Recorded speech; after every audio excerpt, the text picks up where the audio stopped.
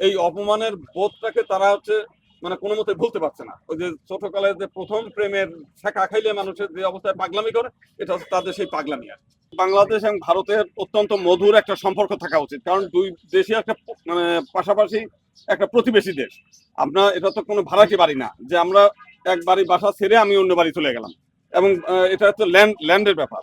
তো দুইটা দেশের সীমানা একসঙ্গে বিশাল একটা সীমানা জুড়ে, এবং দুই দেশের জনগণের একই ঐতিহাসিক অবস্থা থেকে আমরা আসছি। আমরা 1947 সালে দেশ ভাগ হয়েছি, কিন্তু অনেকেরই আত্মীয় স্বজন ভারতের সঙ্গে আমাদের আত্মীয়তা সম্পর্ক আছে, বাংলাদেশে তাদের আত্মীয়তা সম্পর্ক আছে। আমরা কোনো কিছু হলেই, বিয়ে থা যে কোনো অনুষ্ঠান হলেই আমরা ভারতে যাই কেনাকাটা করার জন্য।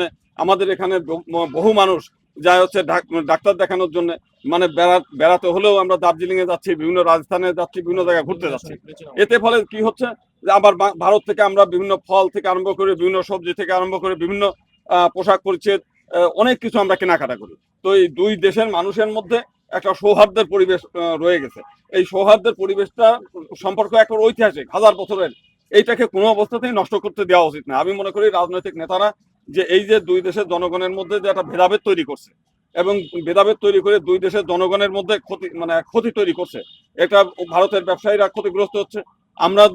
আমাদের ব্যবসায়ীরা খুব বেশি এখানে ক্ষতিগ্রস্ত না হলেও আমাদের মানসিকভাবে আমরা পরিতৃপ্তি পাই। একটা পর্যটন হিসেবে ওখানে যাই, একটু ঘুরতে যাই, ওখান থেকে কেনাকাটা করি, আমরা চিকিৎসা সেবা নেই ওখান থেকে, নানাভাবেই আমরা যাই।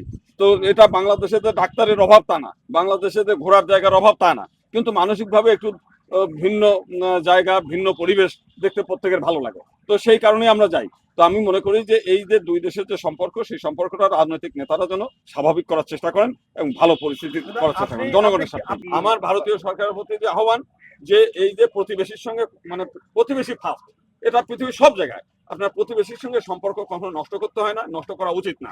এটা তাদের জন্য, যদি আজকে বাংলাদেশের সঙ্গে প্রতিবেশীর সম্পর্ক নষ্ট করে, বাংলাদেশের জনগণই ভারত বিদ্বেষী হবে।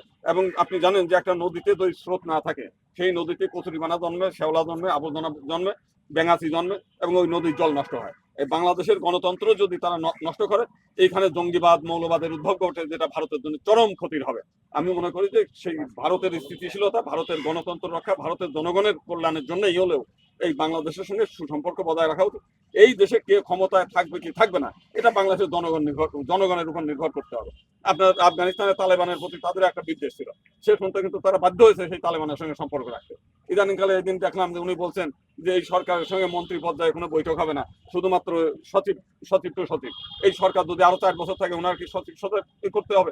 বাংলাদেশের জনগণ এই সরকারকে বসিয়েছে, এটা তো অন্য কোনো দেশের সরকার বসায় নেই। অতএব এই জনগণ যদি মনে করে আরো আমরা 50 বছর ধরে ইউনুস সরকারকে রেখে দেবো যে কোনো পন্থায়, তখন কি করবেন?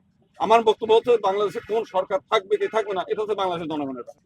তারা এই শেখ হাসিনা এখান থেকে চলে যাওয়াতে তারা যে অপমান বোধ করেছে, এই অপমানের বোধটাকে তারা মানে কোনো মতে ভুলতে পারছে না। ওই যে ছোটকালে যে প্রথম প্রেমের ছ্যাঁকা খাইলে মানুষের যে অবস্থায় পাগলামি করে, এটা হচ্ছে তাদের সেই পাগলামি। আর বাংলাদেশের হিন্দু সম্প্রদায় তারা সবাই জানে যে ওই ভারতীয় রাজনৈতিক নেতারা বাংলাদেশের হিন্দুদের জন্য কিছু করে দেবে না।